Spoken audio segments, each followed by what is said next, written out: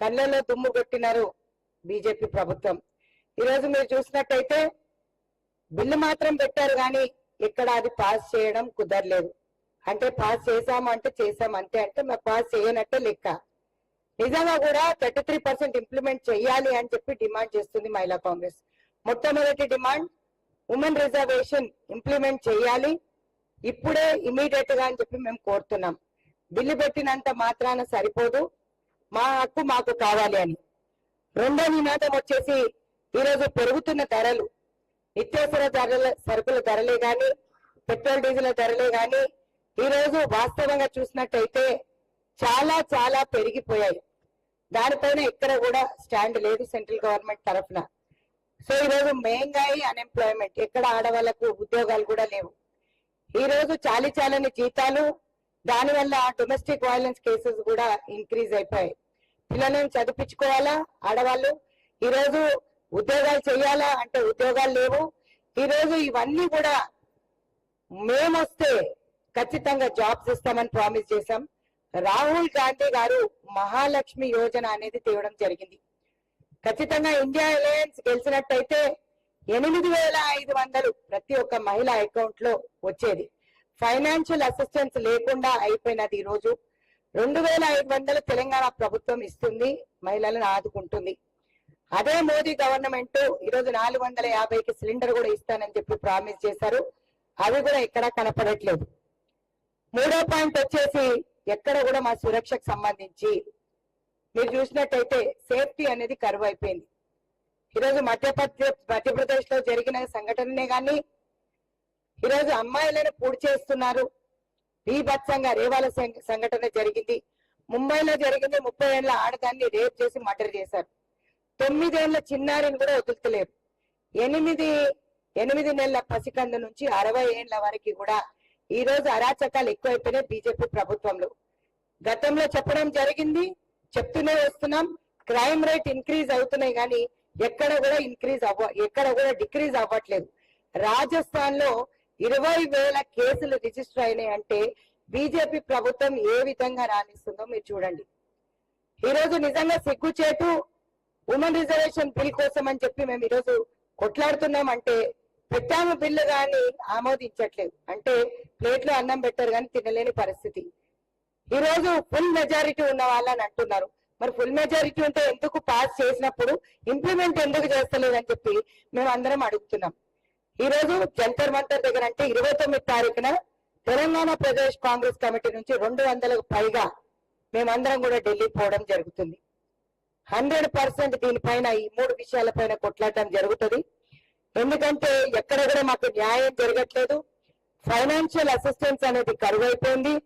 రాహుల్ గాంధీ గారు చెప్పినట్టు financial assistance Mahalakshmi Yojana కింద మేము ఎలాగైతే చెప్పామో అదే విధంగా బీజేపీ కూడా ఇంప్లిమెంట్ చేస్తే బాగుంటది అని చెప్పి అడుగుతున్నాం. ఎందుకంటే ఈరోజు 2 పూటలు తినలేని పరిస్థితి అని చెప్పి నేను చెప్పుకుంటూ వస్తున్నాను. ఇంకా వర్స్ట్ అయింది మోదీ గారి ప్రభుత్వంలో. మహిళలు తినలేని పరిస్థితి, సోషల్ ఎంపవర్మెంట్ అనేది కరువైపోయింది. ఈరోజు పొలిటికల్ ఎంపవర్మెంట్ కరువైపోయింది. ఈ రోజు ఏ విధంగా ధరలు ఎక్కువైపోయినాయి అందరు చూస్తూనే ఉన్నారు.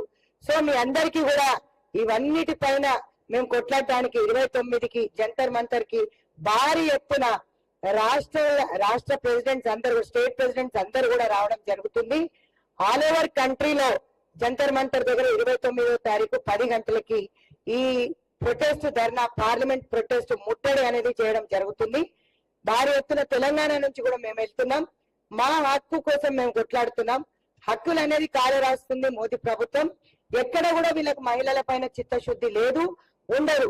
రాబోయే కాలంలో ఇంకా 5 స్టేట్స్ ఎలక్షన్స్ ఉన్నాయి. ఖచ్చితంగా మా డిజిట్ పెరిగినట్టయితే 100% రాహుల్ గాంధీ గారి నారీ న్యాయ కళ ఖచ్చితంగా మేము నెరవేరుస్తాం. ప్రతి మహిళకి 8,500తో పాటు మేము చెప్పాం రాష్ట్ర ప్రభుత్వంలో 2,500 ఇస్తున్నాం. సో ఇవన్నీ కూడా 11,000 ఆర్థిక సహాయం చేయడానికి మేము ముందుకు వస్తున్నాం.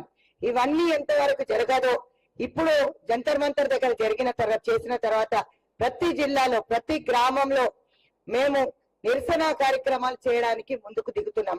ఎందుకంటే ఎప్పటి వరకు బీజేపీ మహిళలకు న్యాయం చేయదో, ఈరోజు మహిళా సంరక్షణ అనేది పోయిందో, మీరంతా చూస్తున్నారు, అమెండ్మెంట్స్ అనేది పార్లమెంట్ తేలేదో మేము మా హక్కుల కోసం పోట్లాడతాం.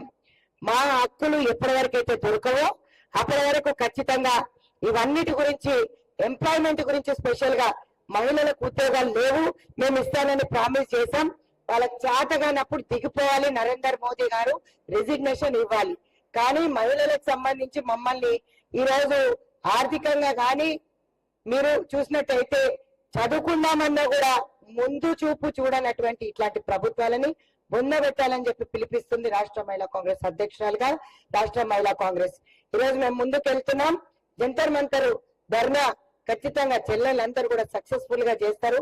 ఆల్ ఓవర్ ఇండియా నుంచి వస్తున్నారు కాబట్టి భారీ ఎత్తున 5,000 నుంచి 10,000 మంది హాజరవుతున్నారు. ఇదంతా కూడా చాలా మంది మహిళలు రావాలని కోరుకుంటున్నారు కాబట్టి అందరూ వచ్చి ఈ ప్రొటెస్ట్, పార్లమెంట్ ప్రొటెస్ట్ ధర్నాలో ఉండి పార్లమెంట్ ముట్టడికి బయలుదేరాలని చెప్పి మహిళా కాంగ్రెస్ పిలుపునిస్తుంది. Thank you very much. నమస్తే. ఈ మధ్యన మేము వెళ్ళడం జరిగింది. 22nd ఉన్న ప్రొటెస్ట్ వాయిదా పడి 29th అయింది. అదే కాకుండా మేము మా నామినేటెడ్ పోస్టుల గురించి కూడా మాట్లాడడం జరిగింది. అంటే చాలా తక్కువ సంఖ్యలో పదవులు వచ్చాయి. ముఖ్యమంత్రి గారికి కూడా అప్పీల్ చేసుకున్నాం. ఆర్గనైజేషన్ ఇన్ఛార్జ్ కేసీ వేణుగోపాల్ గారికి కూడా చెప్పాం, దీపాదాస్ మున్షి గారికి కూడా చెప్పాం.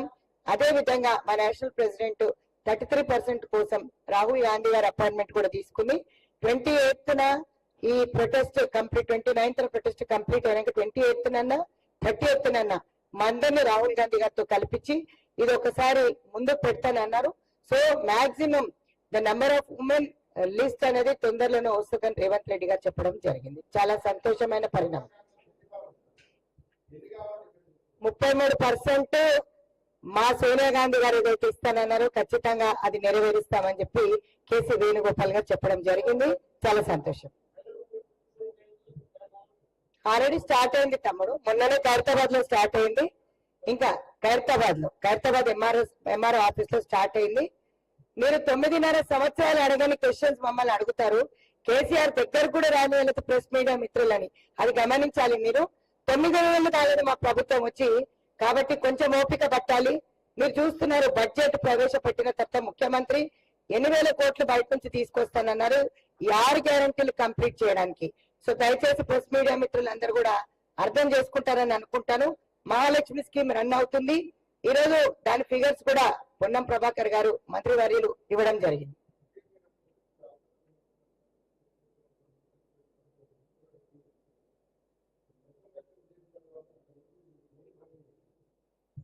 మా హామీ ఒక్కటే ముఖ్యమంత్రి గారికి చెప్పడం జరిగింది.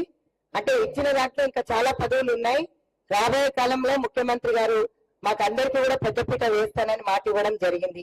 ముఖ్యమంత్రి గారితో కూడా కలిసాం, దీపాదాస్ మున్షి గారితో కూడా కలిసాం. అదే విధంగా కేసీ వేణుగోపాల్ గారు మా ఆర్గనైజేషన్ ఇన్ఛార్జ్ తో పాటు రాహుల్ గాంధీ గారికి, ఖర్గే గారికి, ప్రియాంక గాంధీ గారికి కూడా మెయిల్స్ పెట్టడం జరిగింది. సోనియా గాంధీ గారు ఇంతమందిని కలవలేరు కాబట్టి ఈసారి రాహుల్ గాంధీ గారు, సోనియా గాంధీ గారి అపాయింట్మెంట్ మాకు ఫైనల్ అయింది. ఖచ్చితంగా కలిసి 33% కాకుండా 50% రావాలని చెప్పి కోరుకుంటున్నాం మా చెల్లెళ్ళందరికీ. 50%, 51% ఉన్న మాకు తప్పేముంది 50% అడగడంలో. ఎంత ఇస్తారన్నది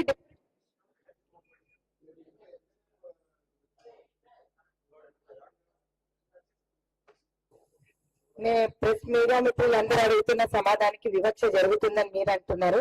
లిస్ట్ రెడీ అయిందని ముఖ్యమంత్రి గారు అంటున్నారు. మరి రాబోయే కాలంలో ముఖ్యమంత్రి గారు పెద్దపీట వేస్తారు రేవంత్ అని చెప్పడం జరిగింది. అదే మాట దీపాదాస్ మున్షి గారు కూడా మాట్లాడడం జరిగింది.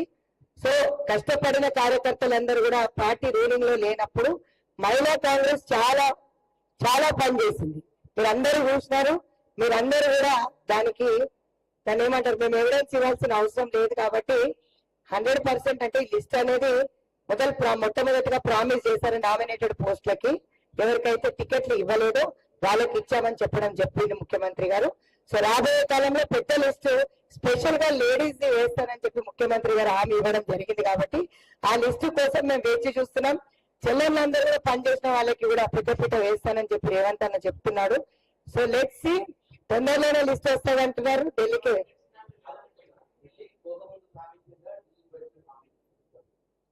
ఢిల్లీకి పోకనే ముందు లిస్ట్ ఇచ్చాం కానీ రాలేదు. ఢిల్లీకి పోయి వచ్చినాం, లిస్ట్ ఇచ్చాం కాకపోతే ఇక్కడ మాకు కనపడ్డ సంఖ్య తక్కువ ఉంది కాబట్టి ఆ రిప్రజెంటేషన్ రేవంత్ అన్న గారే ఆర్గనైజేషన్ ఇన్ఛార్జ్ కి ఇవ్వమని చెప్పారు. నా పదవీ కాలం ముగిసింది, మరి 3 ఏళ్ళు ఇంకొకరికి ఛాన్స్ ఇవ్వాలి కదా. ప్రెసెంట్ అయితే ఎక్స్టెన్షన్ చేసినట్టే ఉన్నారు, 2 నెలలు అయింది కదా, 3 years 2 months అవుతుంది. మరి రేవంత్ అన్న బీసీలో పెద్దపీట వేసినారు కాబట్టి ముద్రాజ్ సామాజిక వర్గం నుంచి ఉన్నా నేను, మరి కంటిన్యూ చేస్తారా మళ్ళీ వేరే పదవి ఇస్తాడా అనేది అన్న విజ్ఞతకే ఓట్లేశాం.